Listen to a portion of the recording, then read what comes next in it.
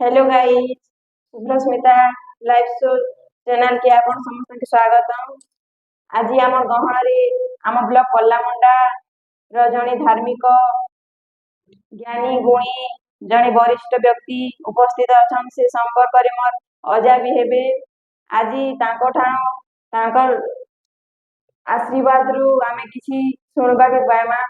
से रामायण विषय किसी कहबे आमके आपन के स्वागतम। अच्छा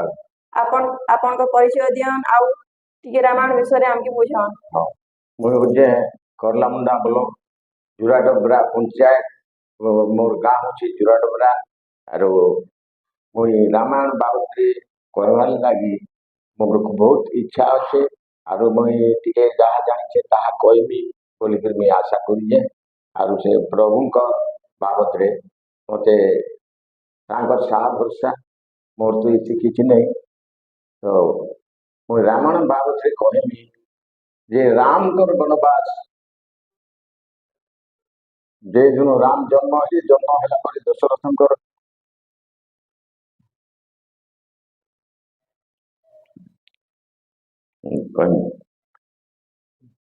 तो जड़े राजा दशरथ महाराज से जिते बेले गर्भरे पुओ झी नथिला राज्य अयोध्या राज्यर राजा से बहुत दुखी थे दुखी पर बहुत ब्राह्मण वैष्णव पूजा विधि कले भी नहीं जड़े ऋषि को आनबार लगी से बहुत जानले जेता ऋषि को आनले ऋष्य सुंदर ऋषि को आनी से यज्ञ कले यज्ञ चरु निर्वाह कले चरु निर्वाह कर रानी को से चरु अन्न देले चरु अन्न तीन रानी भक्षण कर चारि गोटी पुत्र जन्म कले जन्म कला राजा बहुत आनंद राज्य रे समस्ते आनंद यही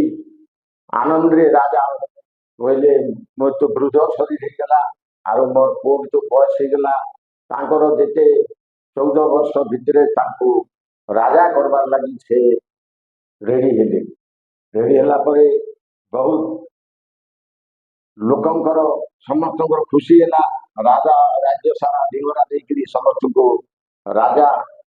आनंद होकर ढिंगरा जाए ढिंगरा देला परे तांको घरे गोटे दासी थिले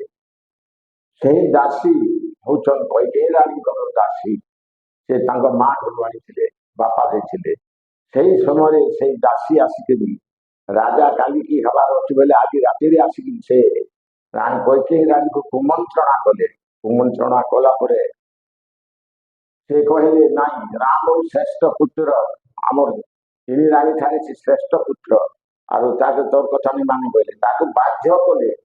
कला भितर से व्यक्ति करे जानबो काना हेबा बोली कहवा द्वारा से हो कहले तुम गोटे काम कले राजा को पाइब राजा ही से सत्यटा कर सत्य के रक्षा कर बोली तुम गत पूर्वे जे 3टा बर मागिच जेते बेले रथरे जाउथिल रथ चका खुलीगला स्वर्ग खुला से बेले तमे गोटे बर मागिथिल राजा हाँ करथिले तो आउ गोटे बर भी मागिथिल जे युद्ध बेले सेटा भी से हाँ करथिले एंता कि 3टा बर देछौ तो से बर तमे मागबो राम वनवास जीवे भरत राजा हे 14 वर्ष राम वनवास जीवे ग्रामे केन अन्न लिख फलमूल खाई बंचे आर अयोध्या राजा है भरत ये बर्माक इटा कहले कहला परे रानी बहुत किसी विकल रे राजी कला परे सही समय राजा राति घर को फिरले स्त्री पुरुष सब कथा जनामी बोलिके से कैकेयी बहुत कथा जनाऊे आ सब कथा कहते कहला बेले अन्य 3टा स्त्री आर भी थे केवल कैकेयी कहते से राजनीतिज्ञ सब जानूले कहवाई से कबाट किली देकरी से मौन भूमि तले शଯ୍या करते से शଯ୍या समय से पहुंची गले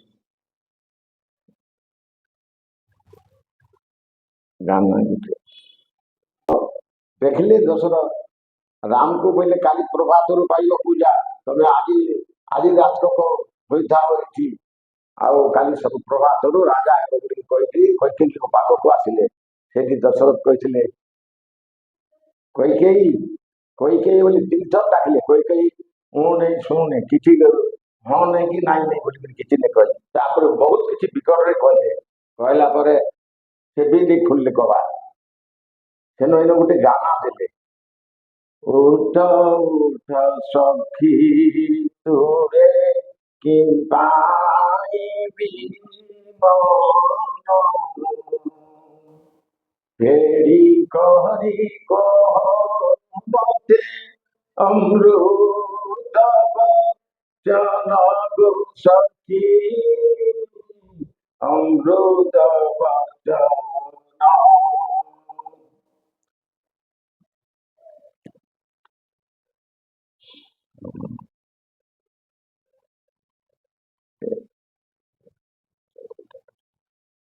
ସେତେବେଳେ କବାଟ ଖୋଲିଲେ। ଖୋଲିଲା ପରେ କହିଲେ କାହିଁକି ତମେ ଏତେ ଇଟା ହେଉଛ, କହ